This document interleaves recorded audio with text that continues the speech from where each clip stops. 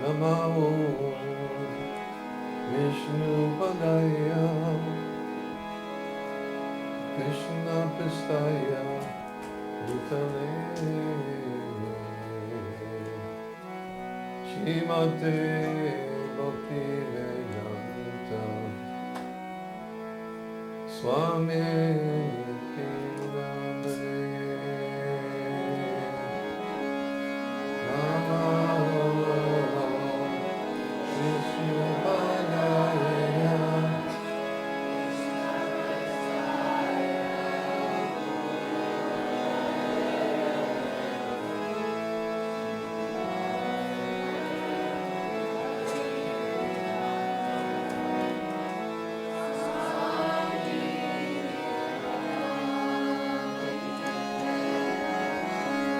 Namaste Saraswate Deve Gauravani Charine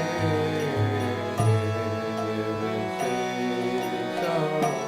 Sunyavadi Pasyacharya Shatare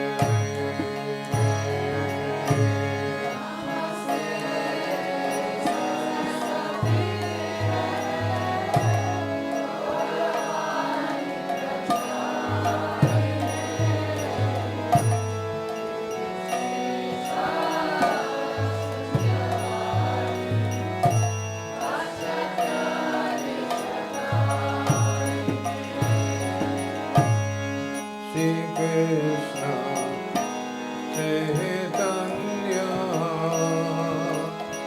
Prabhu Nityananda Shri Advaita Gadadhar Srivasadi Gaura Bhakta Vrinda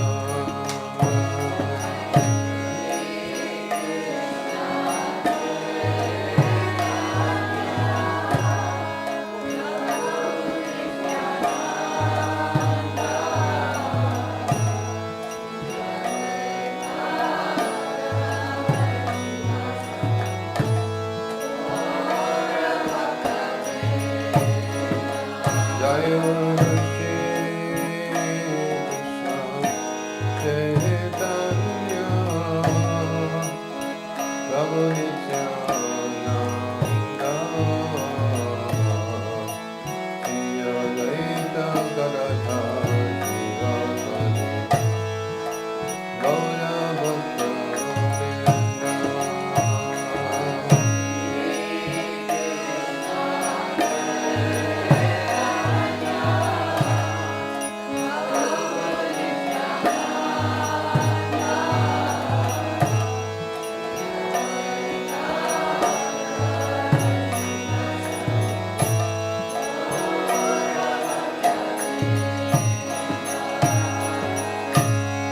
Shri Krishna Chaitanya Prabhu Nityananda Shri Advaita Gadadhar Srivasadi Gaura Bhakta Vrinda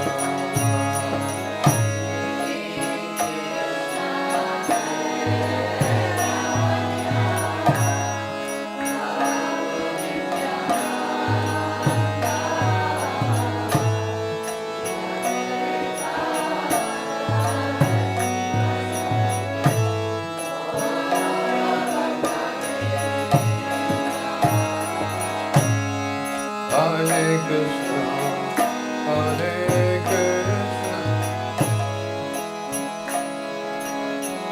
Hare Hare,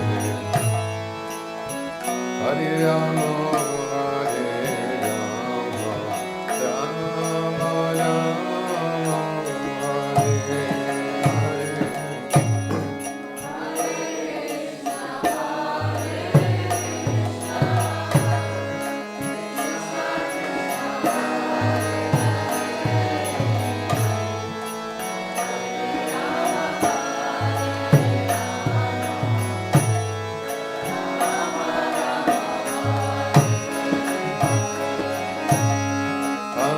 Krishna, Hare Krishna,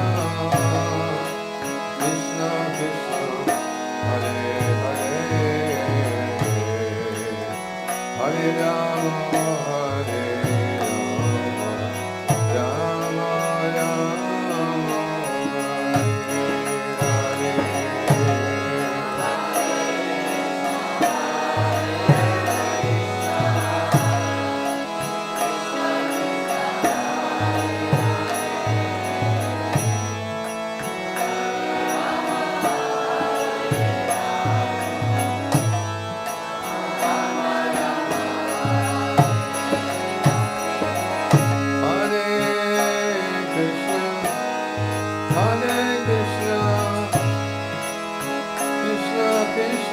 Hare Hare, Hare Rama, Hare Rama,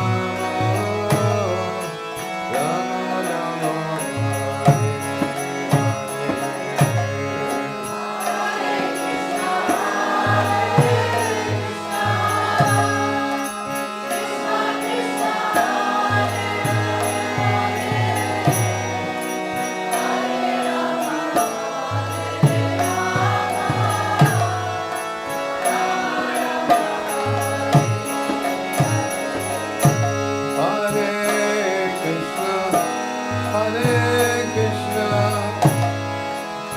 Hare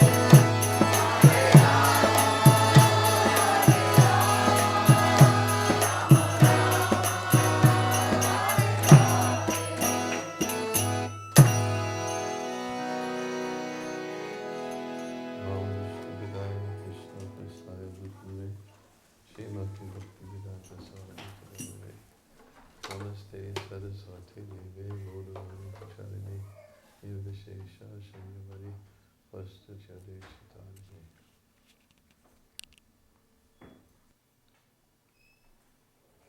Hare Krishna to everyone.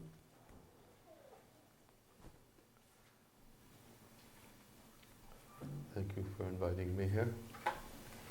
I know Vaseshwar has been asking so many times for me to come. And I knew I had to come.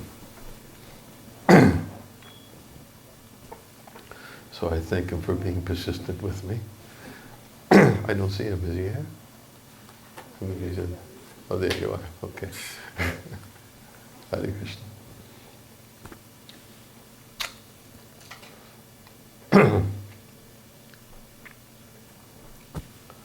I had no idea what I was going to speak about tonight. And when I sat down, I saw this Bhagavatam sitting there. So I just pulled it out and I opened it up. And I opened up to a verse that I quote quite often, many times.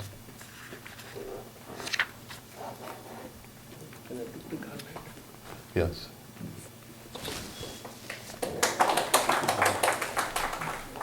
But I can't remember ever reading the commentary, the purport. So I thought I would speak from this verse. This is Srimad Bhagavatam.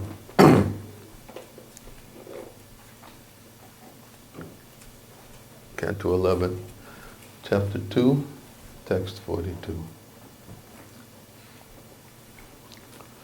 Om Namo Bhagavate Vasudevaya. Om Namo Bhagavate Vasudevaya. Om Namo Bhagavate Vasudevaya.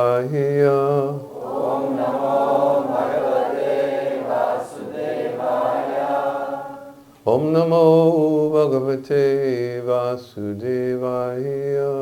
Om Namo Bhagavate Vasudevaya.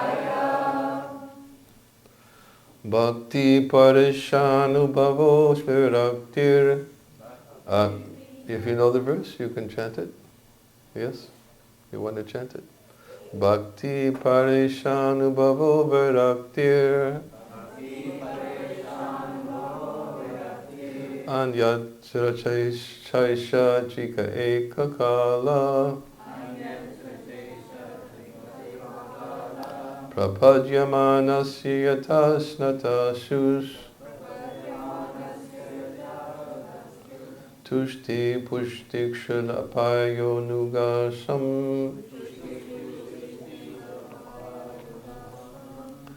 Bhakti, devotion.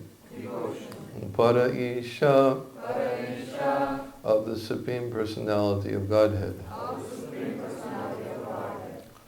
Anubhava, direct perception. Virakti, detachment. Anyatra, from everything else.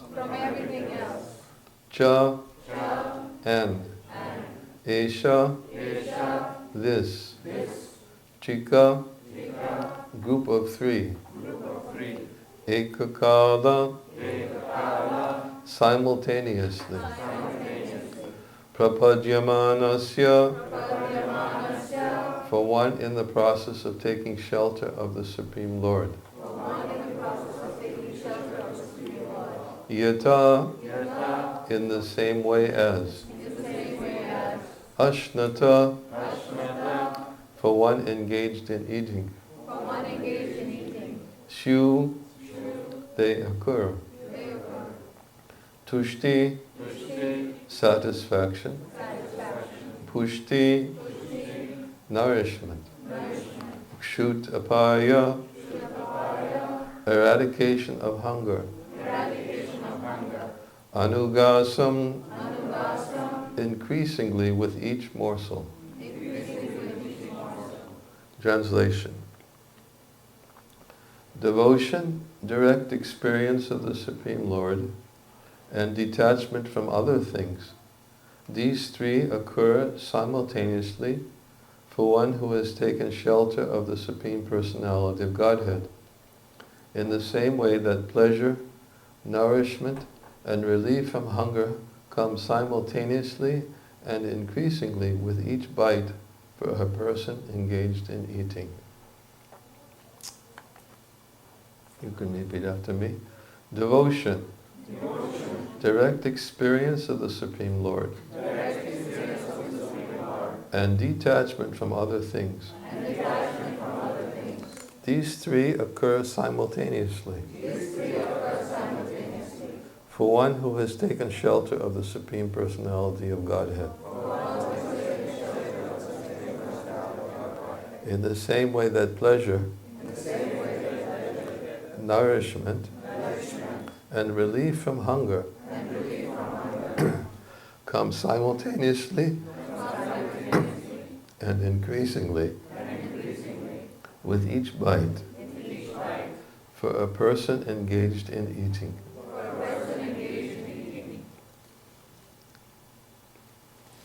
Excuse me, I'm having a difficult time seeing. Let's see if it works better without my glasses. Purport.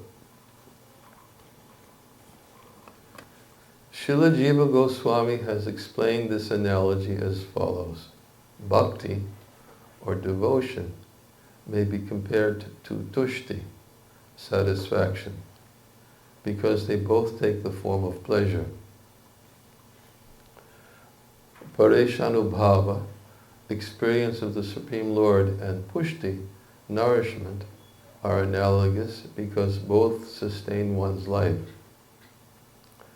Finally, virakti, detachment, and kshud apaya, cessation of hunger, may be compared because both free one from further hankering so that one may experience shanti, or peace. There's several pages of purport. I'm going to just stop here and we'll take a little bit at a time. Om Agyana Timarandasya Gyananjana Shalakaya Chakshu Onminitam Jena Tasmai Shri Gurave Namaha Ukam Karoti Vachalam Pangum Langayate Garim Yat Kripa Tamaham Vande Shri Gurundina Taranam Nama Om Vishnu Padaya Krishna Prastaya Bhutale Shrimate Bhaktivedanta Swaminiti Namane Namaste Saraswati Deve Gauravani Pacharane Nirvishesha Shanyavadi Pastutyade Satarane Jai Shri Krishna Chaitanya Prabhu Nityananda Shri Advaita Gadadhar Shivasadi Gaura Bhaktavinda Hare Krishna Krishna Krishna Hare Hare Hare Rama Rama Rama Hare Hare.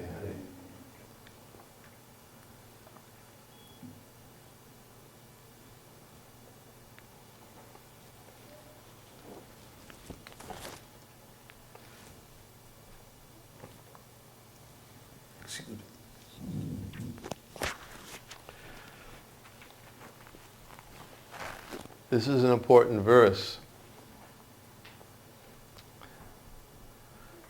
as described, for one who has taken shelter of the Supreme Personality of Godhead.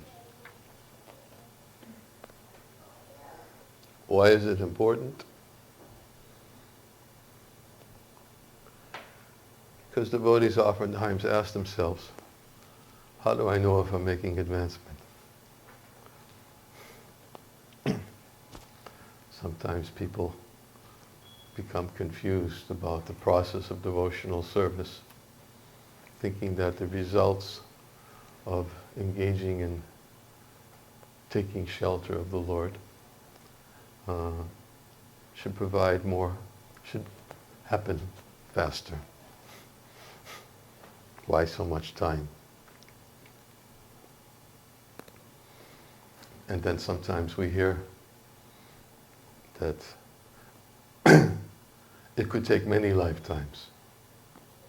Or sometimes we may even hear statements like, it could take thousands of lifetimes. Or Sometimes I often quote Srila Bhaktivinoda Thakur, who says that patience means that one should be prepared to wait hundreds of lifetimes before one actually obtains the fruit of bhakti and not give up devotional service. Describes, that's both parts are there. That one should be patient, whether he should have firm faith that whether now, 10 years from now, 100 years from now, or 100 lifetimes from now, someday or other I'll get the fruit. What is the fruit? Samsiddhi Haritoshana. The fruit is that by our activity somehow or other, may the Lord become pleased. And that's what we sometimes question. How can I please the Lord? We hear so many examples in the Srimad Bhagavatam how Krishna manifests himself and reciprocates in various ways to those who have satisfied him, reciprocating by doing something to indicate, yes, I'm pleased. Imagine working so hard, trying to please somebody, and yet you're always waiting. Can you give me some indication? Something. Say something. Do something. Show me. What am I doing wrong? Sometimes devotees become impatient. They think they're doing something wrong, and therefore that's why they're not getting this pushti, tushti, as described here. Pushti, tushti, satisfaction, tushti, some nourishment.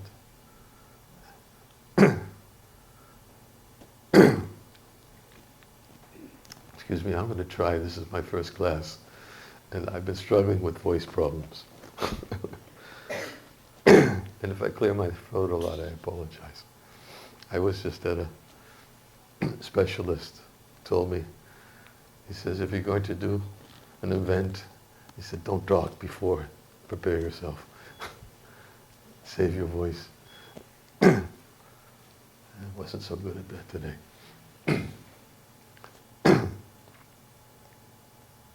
It's nothing serious. Nothing serious. He did the whole thing. Went down the throat with the laryngoscopy and everything. It's not sorry. Just some inflammation, some hoarseness.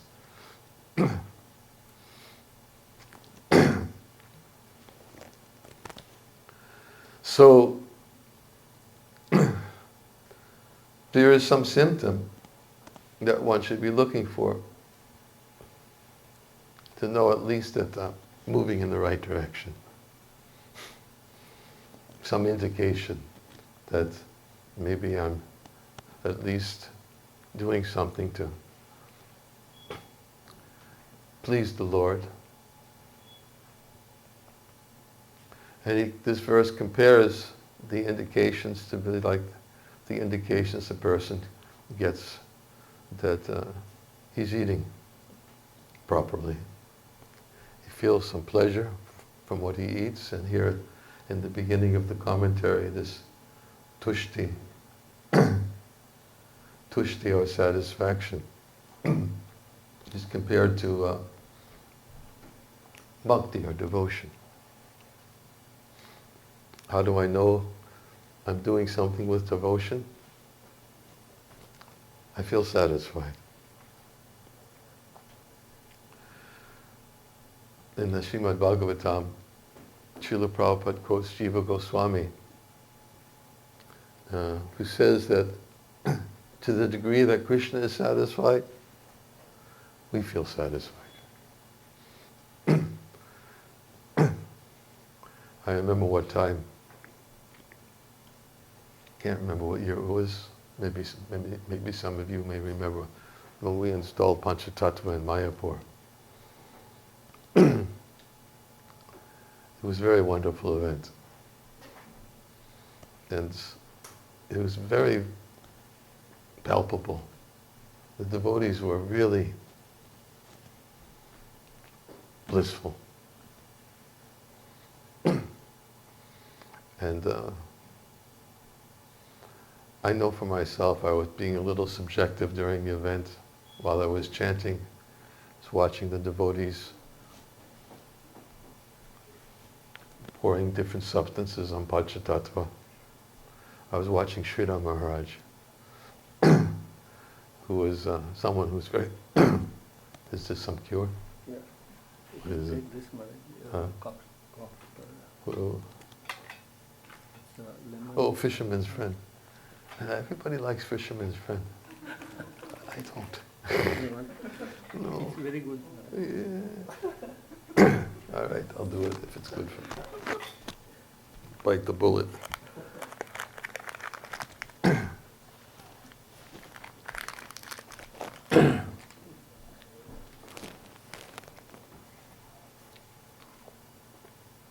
I was actually watching Sridhar Maharaj, Godmother Sridhar Maharaj, when he was, because maybe some of you may be aware that he wanted to live long enough for the installation of Panchatattva.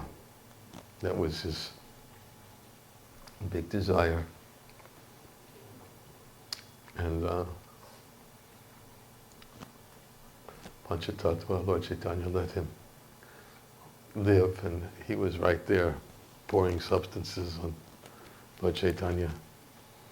And he was so absorbed, so blissful. I spoke to him after. He was just so happy. And I was thinking that, how can I feel so much happiness if Prabhupada is not happy by this event? If Lord Chaitanya is not happy by this event? It's not possible to feel this kind of happiness. It's a different kind of happiness. It's not compared to any kind of mundane happiness which is flickering. It's happiness that continues, satisfies the self. And here the example is given that if you, satisfaction, tushti, is compared to bhakti.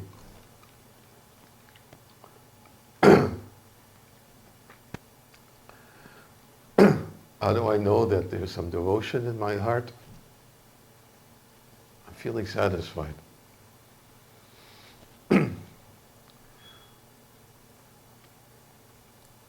But of course, because devotion is not fully manifest yet, sometimes the satisfaction doesn't last. But at least this satisfaction is one of the indicators which is given here that I'm going in the right direction. It may come, it may be flickering, it may last for some time. But then there are other indicators as described here, is that Parishanubhava, experience of the Supreme Lord, and pushti, our nourishment, are analogous because both sustain one's life. Generally we think of sustaining our life. What do we need? The necessities of life. Generally we think the necessities of life are food, air, water. These are necessities for life. But actually, if we're analyze it a little deeply, an intelligent person should understand, life has its own necessities. Food, water, air are necessities for sustaining life in the body, but life has its own necessity beyond that. What is real necessity of life? It's not food, it's not water, it's not sunshine. The real necessity of life, what sustains life, is pleasing the Supreme Lord.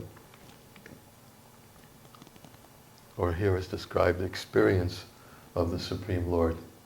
and nourishment. Like a person sustains life in the body by nourishment, but that's an analogy to getting an experience of the Supreme Lord. Oh, seeing Krishna's hand. How many times are we looking for Krishna's hand? Krishna to give some kind of indication, especially when we have to make an important decision. We say, Krishna, we stand before the deities, we pray at night, we pray in the morning when we wake up. We ask devotees, we look for some kind of indicator, from the words of the devotees. We're looking for some kind of sign.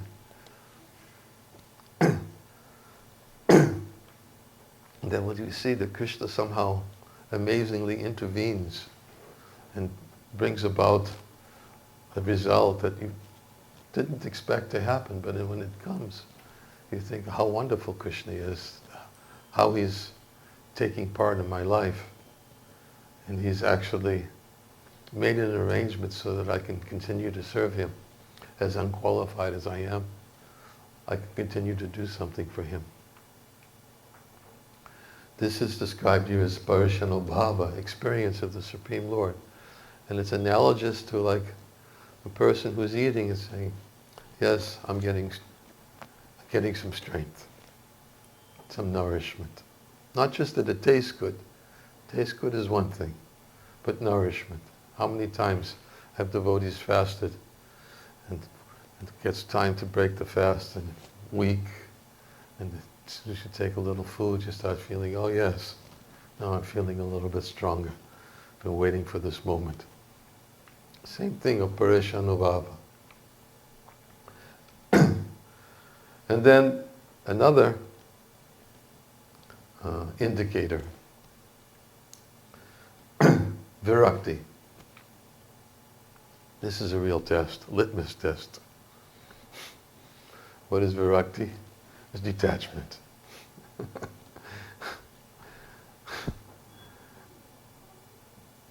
When will that take me by? When I'll actually feel detached from those things that I'm still feel myself so dependent upon for sustaining my life in this body. I need some pleasure. But detachment means when we begin to lose, Vishaya vinivartante niraharasya dehina. The body's soul may restrict himself from sense enjoyment, even though the taste still remains. But ceasing these engagements by experiencing a higher taste, he becomes fixed in consciousness, as Krishna says in Bhagavad Gita. Virakti is this detachment. Detachment doesn't necessarily mean aversion, which sometimes people mistake it to mean. Aversion is not detachment. Even many examples given in the Bhagavatam, how householders should be detached but still dutiful. Whereas, but they're dutiful in the execution of their householder duties, just as Prahlad Maharaj describes in the 7th canto of the Bhagavatam. He even gives the example that sometimes a householder engaging in his household affairs, he feels so much pressure and obligation from different family members to do things which he internally thinks maybe lead to a very cumbersome way of life. And he's not so inclined to get so entangled in the way the pressures are increasingly building up. And it's not Prahlad Maharaj, I think it's Narada Muni, giving these instructions about ideal householder life. And he said that the householder should externally agree, yes, I agree. But internally, within, he should be very, very careful to not entangle himself in such a way that he forgets the real goal of life and become overly encumbered in worldly affairs. So externally, he does what's necessary, but internally, he cultivates detachment. And in the beginning, same questions are there. The chapter begins, ideal household life, Yudhishthira Maharaj is asking Narada Muni. He said that I'm a householder, you Narada, you're brahmachari. I am Grihamudadi. Grihamudadi means one who is forgetful about the goal of life. Can you please instruct me? How can I live this life in such a way that I don't forget the ultimate goal of life and become overly, excessively entangled? Please instruct me what I should do. And Narada Muni, he begins by saying that the householder should engage in a means of livelihood, a simple means of livelihood. Of course, these days when people hear about this, simple means of livelihood seems to be not very easily accomplished and not so readily available. He says he should engage in a simple means of livelihood, and he should learn to offer the fruits of his work for the satisfaction of the Supreme Personality of Godhead. He said to know how to offer the fruits of one's work for the satisfaction of the Lord means that one has to associate with saintly persons. And by association with saintly persons and by hearing gradually the narrations of saintly persons about the pastimes of the Supreme Personality of Godhead, then Narada says, then the householder should gradually awaken from his various duties and obligations, just like a person who gradually awakens from a dream. It's a gradual process. It doesn't happen immediately. Sometimes people try to make it happen immediately, and it's aversion. It's not detachment. They become averse and they say, this is too much. And aversion is simply the other side of the coin of attachment. If we want to be detached, real detachment awakens within the heart gradually. It doesn't happen overnight. Gradually it happens. And specifically Narada Muni says, to realize this gradual detachment, you have to become attached to hearing about the pastimes of the Lord and the association of saintly persons. Lord Kapila Dev said the same thing to his mother Devahuti when he was instructing her. He told his mother many things, but said that one should become attached to hearing from the devotees of the Lord. Every learned person knows that attachment to material things is the cause of bondage for the living entity. But when that same attachment is applied to self-realized devotees, then moksha dvaram upavrita, the gate to liberation is opened. And then later he tells his mother, Madashraya katamishta, shrinvanti katayanti cha, tapanti vivirastapa, naitanman kachateta. He says that those devotees who are constantly engaged in hearing and chanting about me, they don't suffer from material miseries because they're always filled with thoughts of my activities and pastimes within this material world. Tayete sarava sadvi sarva sangha vibhajita. Oh my mother, oh virtuous lady, you have to seek out the association of such saintly persons and become attached. Become attached to hearing from them. This is how detachment wakens. You become attached to hearing from them, because what happens? As Lord Kapila Dev says, it counteracts all the pernicious effects of material attachments. Counteracts the pernicious effects. Everyone has to be attached to something. It's a symptom of life. We all know that from Krishna's instructions to Arjuna. Only a first foolish person will simply try to aspire for virakti, detachment, without becoming attached to the association of devotees, without becoming attached to hearing the pastimes of the Supreme Lord. So that's what Narada Muni told Yudhishthira Maharaj. If you become attached in hearing about the pastimes of the Lord, the association of saintly devotees, then gradually it'll be like a person that awakens from a bad dream. Gradually he wakens up and he begins to perceive what is the transcendental reality. Srila Bhaktisiddhanta Saraswati Thakur once was explaining to a disciple, what is the transcendental reality? He says, a householder. He said he should see, when he sees his wife, he should think that this wife of mine is simply a gopi, exists for the pleasure of the Lord. He says when he thinks of his parents, he should see them as Krishna's parents. And when he thinks of his children, instead of thinking of children who are meant to serve me, he should think about them as being Krishna's friends. He says when a devotee sees in this way, then everything becomes the spiritual world.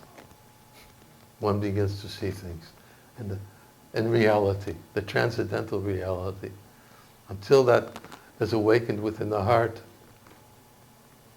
we still become affected by the worldly affairs of this world, and detachment is something which is very difficult to awaken.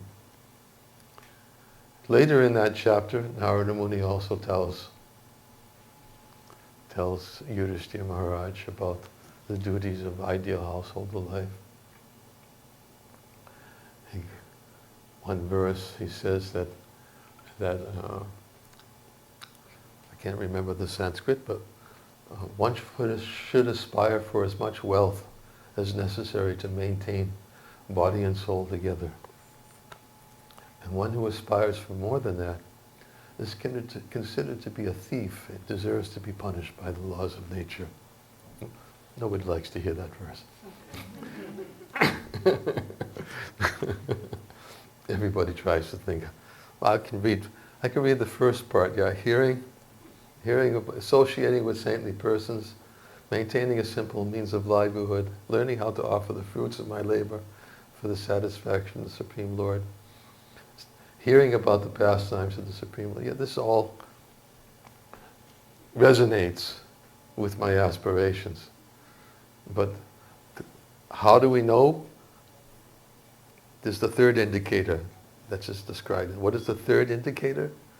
The third indicator is virakti, detachment. There's devotion, direct experience of the Lord, and detachment from material things.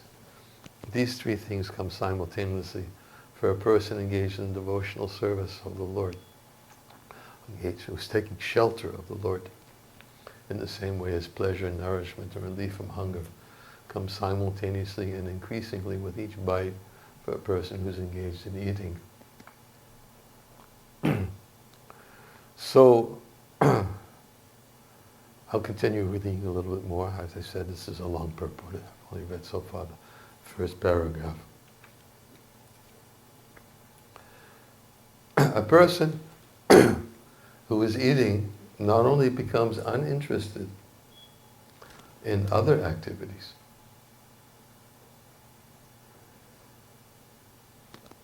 interesting.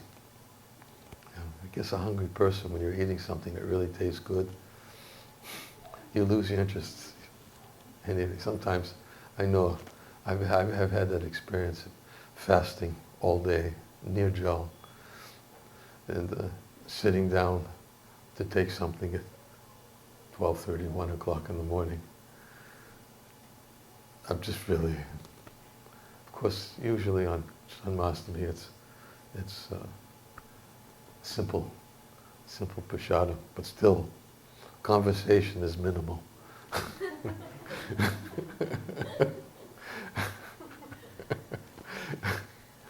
Let's get down to business. I need some strength.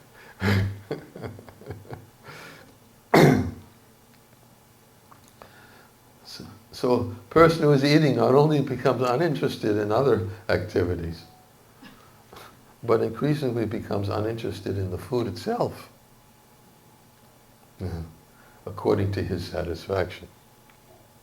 In other words, there's a limit to this analogy can work, because if you're eating food and you're hungry, there's still a limitation.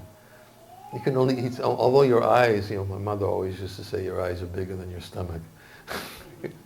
Everybody, no. Although you're thinking, yeah, put this big plate, put all these preps on, and then you can only, there's a limit. There's the amount of pleasure you can get from eating. But bhakti's not like that. So the analogy has a certain limitation because there's no limit to the pleasure from bhakti. Bhakti is ever increasing. Of course, when real bhakti is manifested, it's ever increasing. So that's why it's being stated here. A person who is eating not only becomes uninterested in other activities, but increasingly becomes uninterested in the food itself, according to his satisfaction. On the other hand, according to Srila Jiva Goswami, although one who is experiencing the blissful personality of Godhead Krishna becomes uninterested in anything other than Krishna, his attachment to Krishna increases at every moment. Well, that's the same point that we're making. Somehow or other, Prabhupada used to quote that verse many times. Yena tena pakarina mana Krishna niveshayat. He would say that it is a duty of the spiritual master to somehow or other get his disciples to think of Krishna, become attached to Krishna. Yena tena prakarya mana Krishna niveshayat. All the rules and all the prohibitions, they can come later. That's Prabhupada's vision. It's Rupa Goswami's vision. It's from Bhakti Rasamrita Sindhu. Of how Prabhupada used to use a simple analogy that if a child is very much attached to playing with knives, that if you try to take the knife away from the child is attached to playing the knife, that's dangerous. But if you try to take the knife away from the child, it's more dangerous because the child will resist. So he said, better than to take the knife away from the child is you give the child a nice colorful toy. So when you hand the child a nice colorful toy, hopefully, the interest becomes awakened in the toy. And if the child wants to take it, accept it with its hand, he has to drop the knife to take it. So Prabhupada wished to say that, so that's the same. Lord Chaitanya's same approach, his same approach.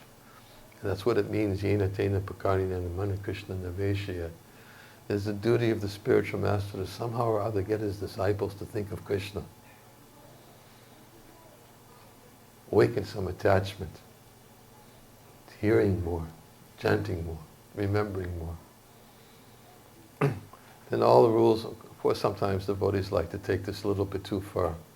And they may think, I don't have to worry about rules and prohibitions. But that's not our philosophy. No, we do. We have to practice. But they can come later for those who are not yet aware of their existence. Just like if you read Prabhupada Lilamrita for the devotees in the early days. Prabhupada, where was it? I think it was in San Francisco. Might have been 2nd Avenue. Forgive me, if somebody knows which, tell me. But the devotees who were living in the ashram, they were, I think it was in San Francisco on Frederick Street. They were going to the donut shop. And also sometimes they were still engaged in certain activities which were prohibited, but Prabhupada hadn't told them yet. And then one day Prabhupada wrote down on a piece of paper,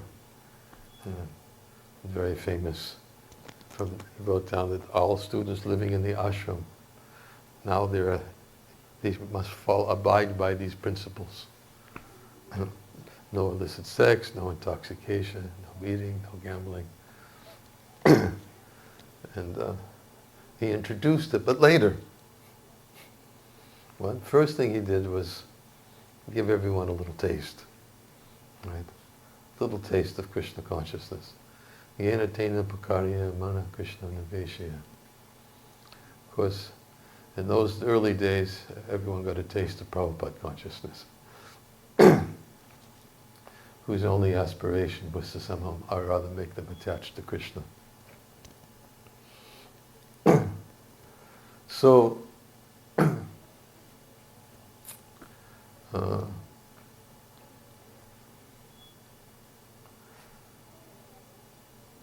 on the other hand, according to Srila Jiva Goswami, although one who is experiencing the blissful personality of Godhead, Krishna, becomes uninterested in anything other than Krishna, his attachment to Krishna increases at every moment. Therefore, it is to be understood that the transcendental beauty and qualities of the Supreme Lord are not material, since one never becomes satiated by relishing the bliss of the Supreme Lord. Of course, this part of the commentary speaks for itself. This is when one becomes attached to Krishna's name, form, qualities, as Rupa Goswami explains in Upadeshamrita, that the name, form, qualities, and pastimes, although they're of the Supreme Lord, are all transcendentally sweet, just like sugar cane. For a person who's afflicted by the jaundice of vidya, unfortunately the person who's afflicted by the jaundice of avidya cannot taste anything sweet. But it's very wonderful, specifically very wonderful, that if one very carefully, attentively goes on chanting these names every day, then what happens? That a natural relish begins to awaken, and the disease becomes destroyed at the root. So, yes, we're meant to relish the beauty, qualities, pastimes, instructions of the Supreme Lord. And therefore we have to hear about them in the association of devotees, because the devotees are those who actually make these instructions, name, form, qualities, and pastimes of the Supreme Lord. They make them more relishable by hearing about them.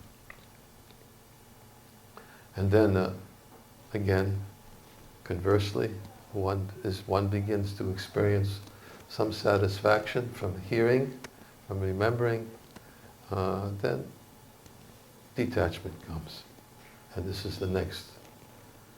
The word virakti is very significant in this verse. Virakti means detachment, whereas tyaga means renunciation. I remember what I was speaking about before. I didn't feel it fully elaborated on. Somehow it just came to my mind about the verse that nobody likes to hear, when Narada Muni told Yudhishthira Maharaj that one should aspire for as much wealth necessary to maintain body and soul together. And one who aspires for more than this is considered to be a thief and deserves to be punished by the laws of nature. And I was saying, that's meant to come after persons follow the first part of Narada Muni's instructions. After they get the association of saintly persons, after they hear regularly and continuously hear regularly, after they attentively chant the holy name of the Lord, and even though it's not relishable, but if they go on chanting attentively, then a natural attraction begins to awaken. And then, of course, when one begins to experience the pushti and tushti, the satisfaction and nourishment from Krishna consciousness, then one will only accept that whatever is necessary for maintaining body and soul together.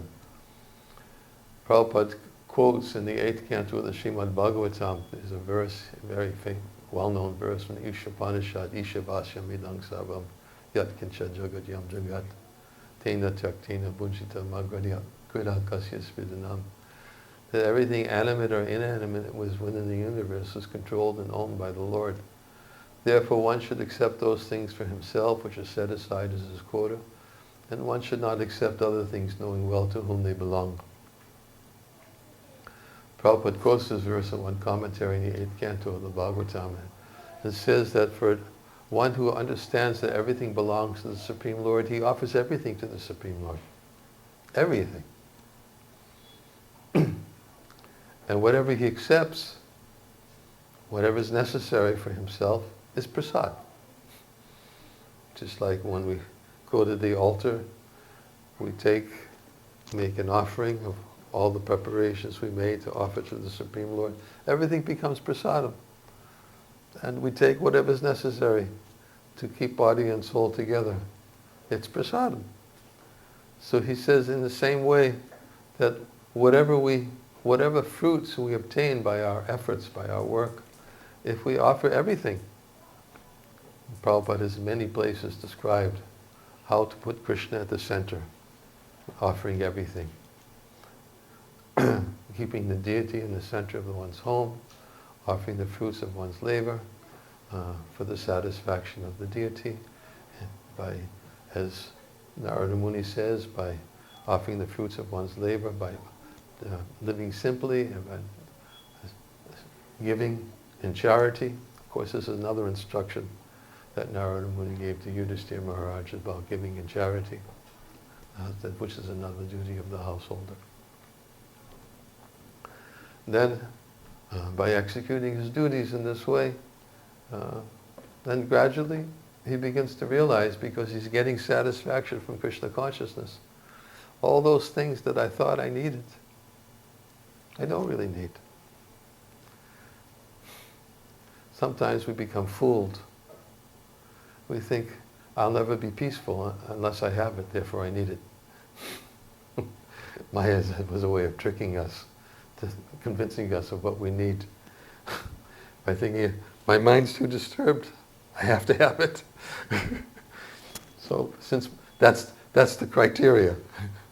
If my mind's so disturbed, then the criteria is, okay, I accept whatever I need. If my mind is disturbed, because I have to have it, then, but that's a never-ending process. It doesn't work.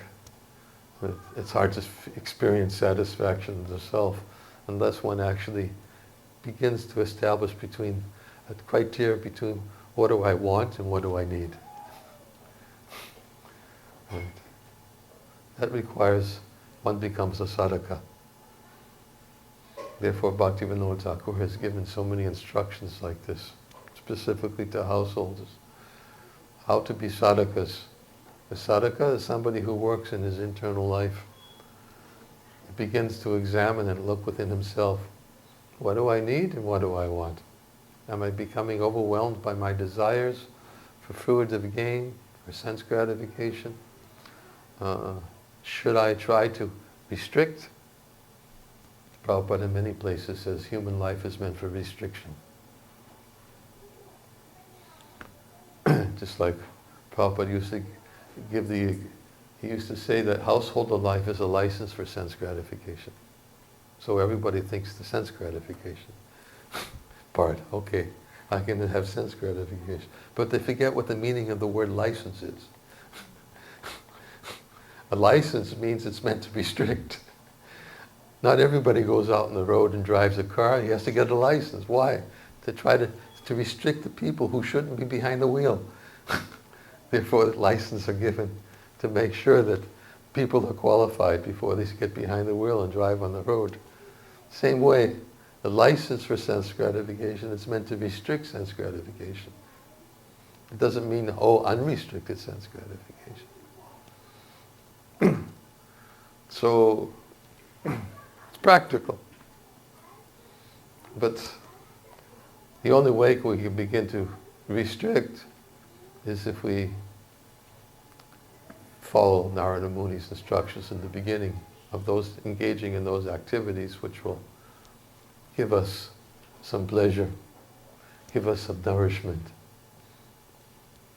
Right? Pleasure and nourishment. Pushti, tushti. Tushti, satisfaction. Pushti, some pleasure. Then Virakti, detachment. So the word Virakti is very significant in this verse. Virakti means detachment. Whereas Tyaga means, I'm sorry, I lost track of time. What time is this program supposed to go to? Huh? 9:30. Yeah, I'm supposed to leave time for some dialogue. I remember hearing that somewhere. Is there somebody who is supposed to speak to me? Yes. Uh-huh. I got it. Somebody. Who? Please tell me. I'll just continue reading. I'll finish the purport. But go ahead. Yes.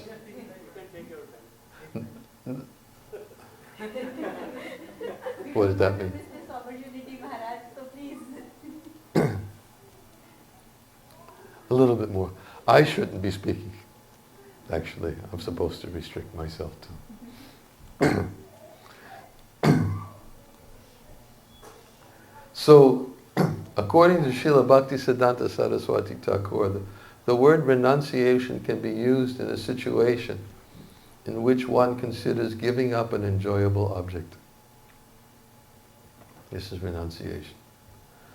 But by considering everything to be potential paraphernalia in the service of Lord Krishna, as described in the previous verse, we didn't read it, but that's what it said in the previous verse, one need not give thought to renunciation, for one uses everything in the proper way in the service of the Lord. Does anybody know the verse? Anasaktasya vishayanyataham upayunjata nirbandha krishna sambandhe yukta vairagi mujite. Anybody know this verse? Know it now, right? Anybody know the translation? Anybody know who wrote it? Huh? Rupa Goswami. Very good. Where? Huh? Bhakti Rasamrita Sindhu. And what does it mean? You have to engage everything in the service of Krishna. Yes, that's a general. One who renounces things without understanding their relationship with Krishna is not as complete in his renunciation as one who accepts everything and uses it for the service of Krishna. I was always looking, I remember back in the 70s I heard the story, something Prabhupada said. I've said it many times, that Prabhupada was once talking about the impersonalists. And he was saying that how the impersonalists pride themselves in their renunciation. And there was some evidence of one impersonalist who said, I will never accept any great wealth. I'm detached. I don't need these things. And Prabhupada was saying that he was foolish. He did not understand the nature of Krishna's energy. He said, if somebody were to offer me wealth, he said, you can take a picture of me. I'll take it all. And I'll use it for Krishna's service. Prabhupada was transcendental in that way.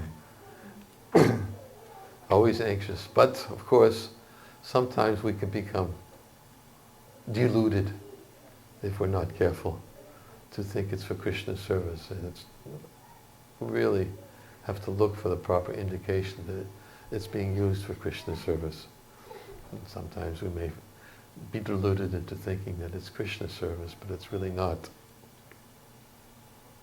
But anyways, yuktam vairagya uchite. The very pleasant analogy of a good meal is given in this verse. A hungry man busily consuming a sumptuous plate of food is not interested in anything else happening around him. In fact, he considers any other topic or activity a disturbance to his concentration on the delicious meal. Similarly, as one advances in Krishna consciousness, one considers anything unrelated to the devotional service of Krishna an obnoxious disturbance. Such concentrated love of Godhead has been described in the second canto of the Bhagavatam by the words Tivrena Bhakti Yogina Yajita Purusham Param 2-3-10. What is that verse? Huh? Akama Sabakama Va Moksha Kama Udaradi Tivrena Bhakti Yogina Yajita Purusham Param. What's the translation?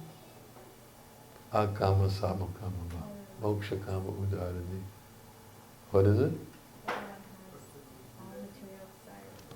What? Or? Third, no, there's a third one. Whether one is filled with material desires, has no material desires.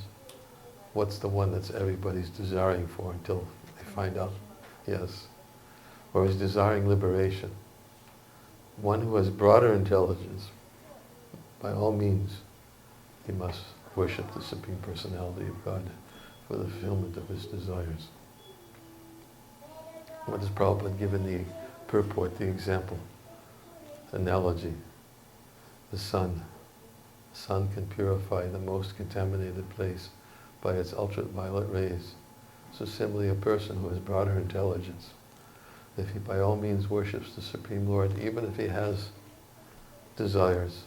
Look at what happened to Dhruva Maharaj. Dhruva Maharaj was also wanted the fulfillment of his desires and was very determined to get it. But what happened? When he finally, achieved the darshan of the Supreme Lord, he said, I came here looking for a piece of broken glass. I found the most valuable jewel. So,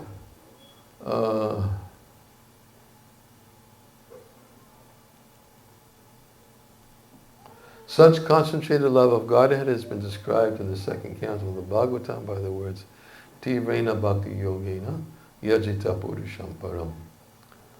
One should not make an artificial show of renouncing the material world. Rather, one should systematically train the mind to see everything as an expansion of the opulence of the Supreme Personality of Godhead, just as a hungry materialistic man, upon seeing sumptuous food, immediately desires to put it in his mouth. An advanced devotee of Krishna, upon seeing a material object, immediately becomes eager to use it for the pleasure of Krishna. Without the spontaneous hunger to engage everything in the service of Krishna, to dive deeper and deeper into the ocean of love of Krishna, so-called realization of God, or loose talk about so-called religious life is irrelevant to the actual experience of entering the kingdom of God. According to Srila Vishwanath Chakravarti Thakur, the path of Bhakti Yoga is so joyful and practical. What does Krishna say? Bhagavad Gita, everlasting and joyfully performed. Raja Vidya Rajaguyam Pavijamidam Uttamam Prachakshaavagamam Damyam Sushukam Kartamaviyam. It's the king of knowledge, perfection of religion. And it gives, because it gives direct perception of the self by realization. This is the same example, direct perception of the self by realization is tushti, satisfaction, in this verse. One gets direct perception of the self by realization. Therefore, it is the perfection of religion. It is everlasting and joyfully performed.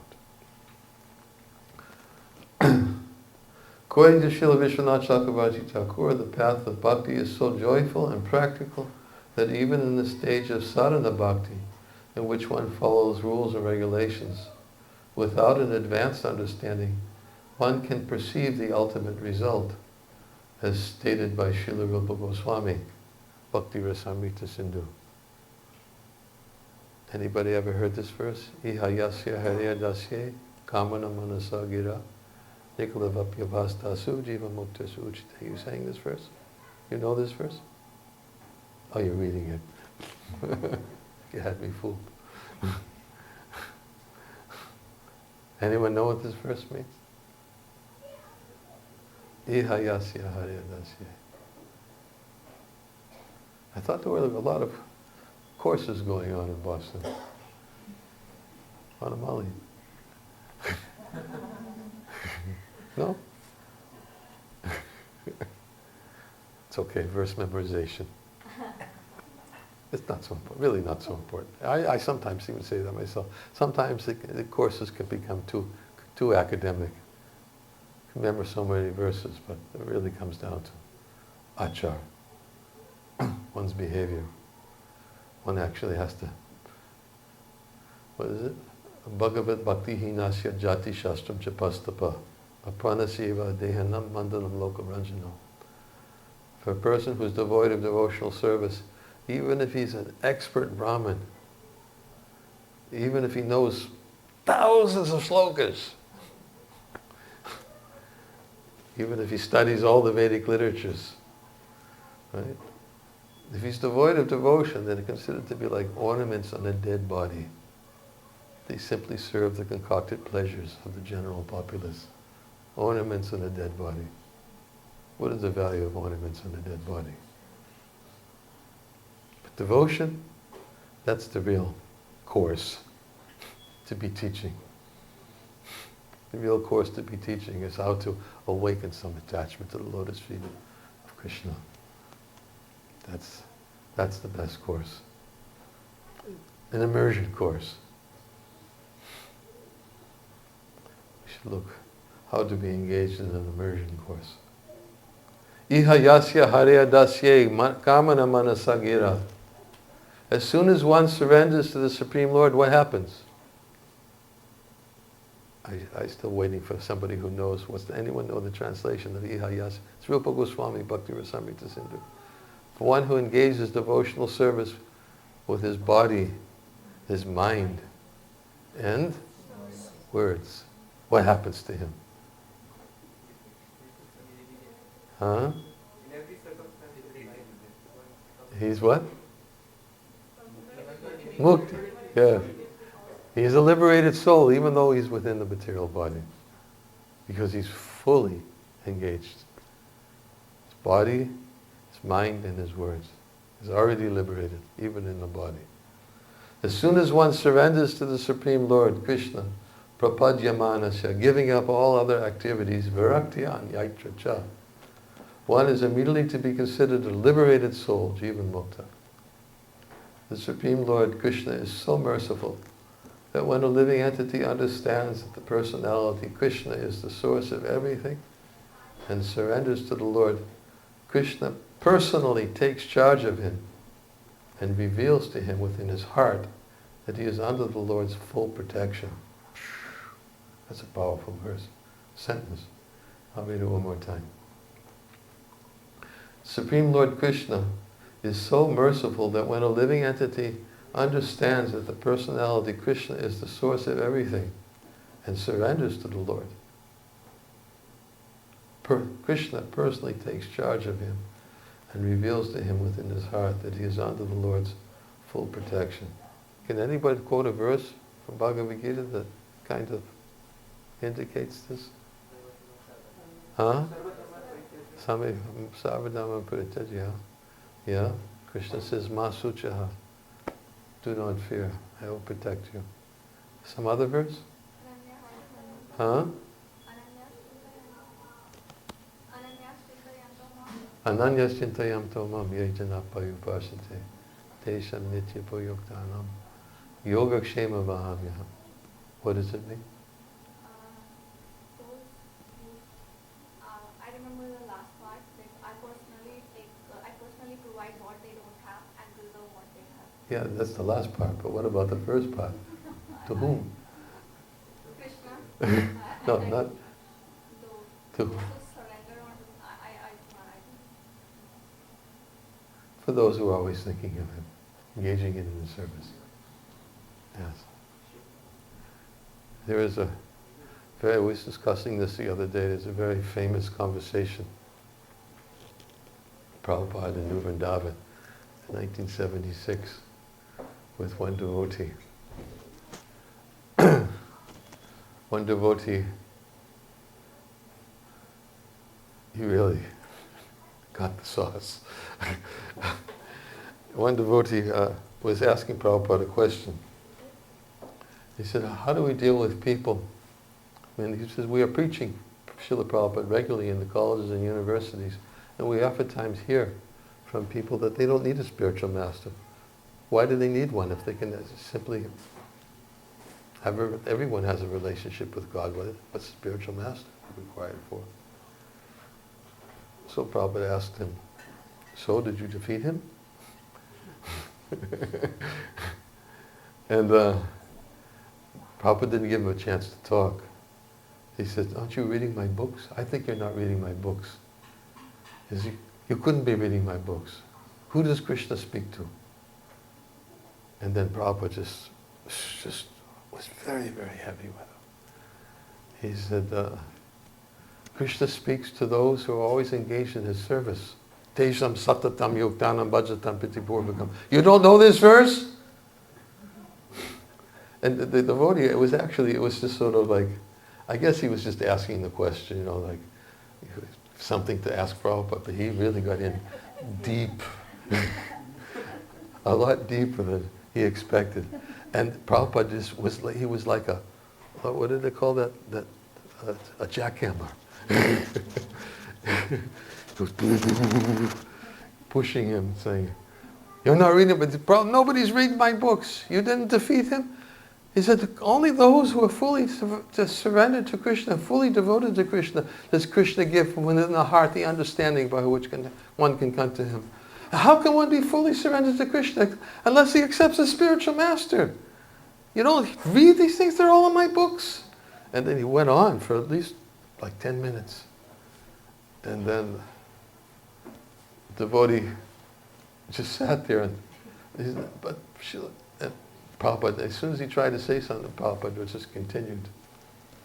And then the devotee Prabhupada finally finished, and the devotee asked Prabhupada, he said, Prabhupada, how does a devotee remain humble?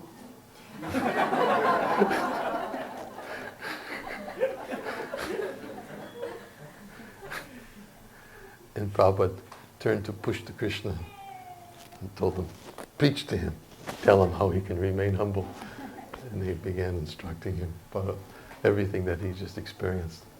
Prabhupada is quite emphatic that if one can only get this reciprocation from Krishna if one first accepts, and one can know what is pleasing to Krishna by first accepting the shelter of the spiritual master and following his instructions. So, I'm just about finished with the purport.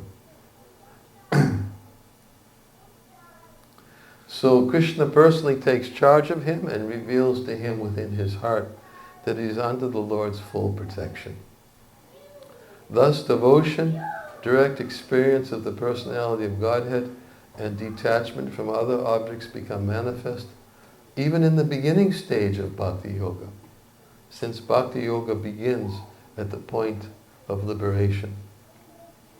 Other processes have their final goal, salvation or liberation, but according to Bhagavad Gita, Sarvadhamam parityaja mamekam sharanam braja aham tvam sarva papyebhyo mokshishami mahasucha.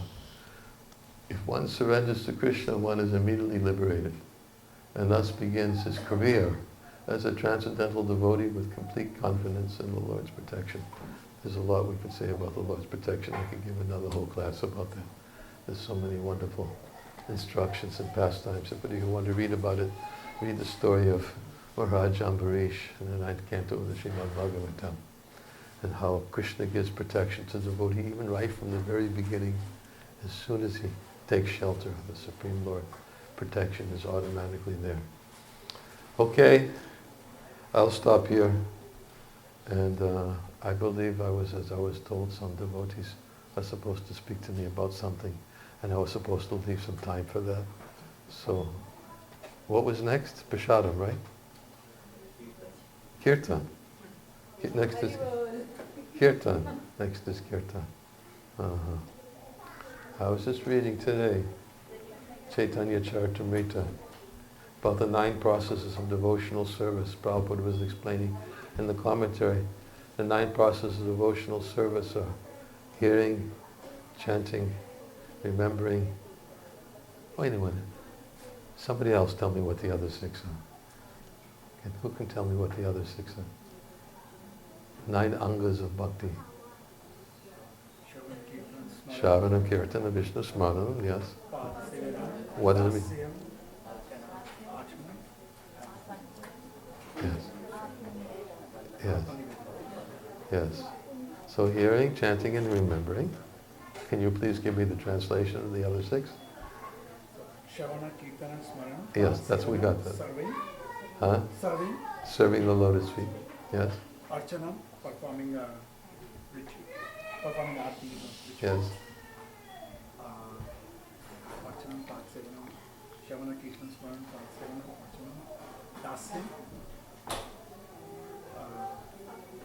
Becoming a servant. Yeah, becoming a servant. Right, Dasya. And then Sakyam, becoming a friend. Understanding the relationship also there, right? Yeah. And then fully surrendering.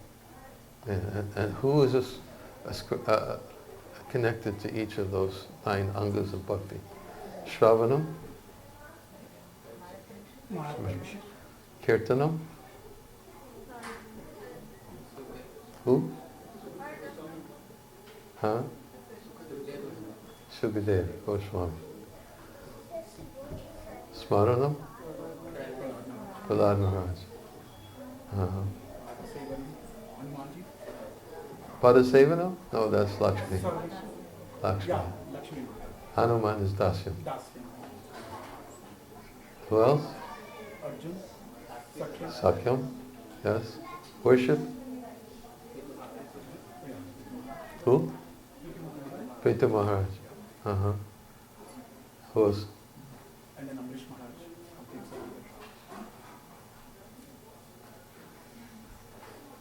No. Bali Maharaj. Bali Maharaj, yes. Ambarish Maharaj is an example. He's given by Rupa Goswami in Bhakti Rasamrita Sindhu. He explains in Bhakti Rasamrita Sindhu that anyone can perfect their lives even by one of these processes. And all these persons were given as those who perfected their life by one of these angas. But Ambarish Maharaj, all of them. All 9 angas.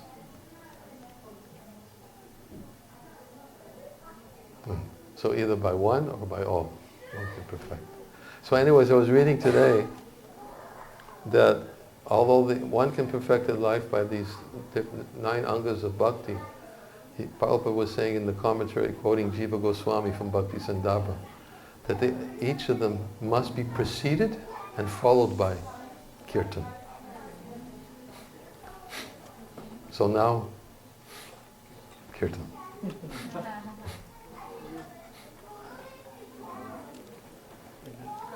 Ginger and turmeric. It's what? Ginger and turmeric. Ginger and turmeric. Yeah. Before Kirtan. Whenever you want. Is that in the Chaitanya Charitamrita?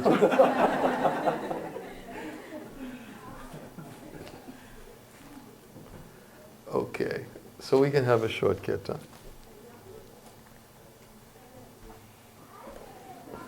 Who's going to play Mridanga?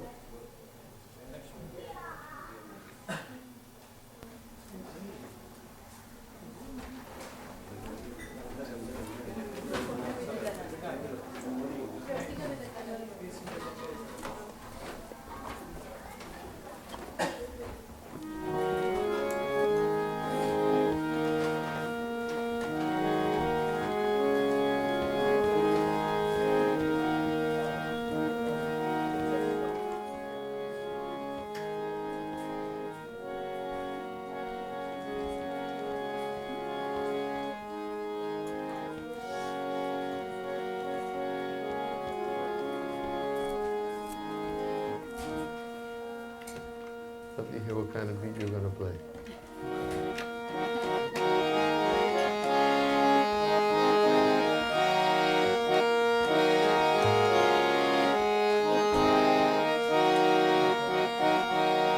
Tinto.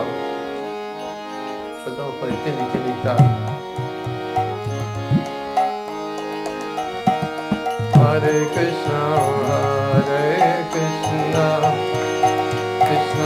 Krishna, Hare Hare, Hare Rama, Rama Rama, Hare Hare.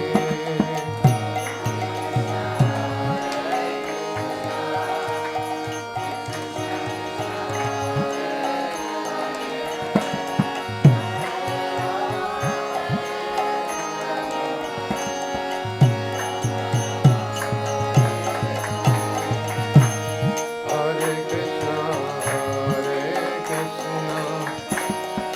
Krishna Krishna, Hare Hare, Hare Rama.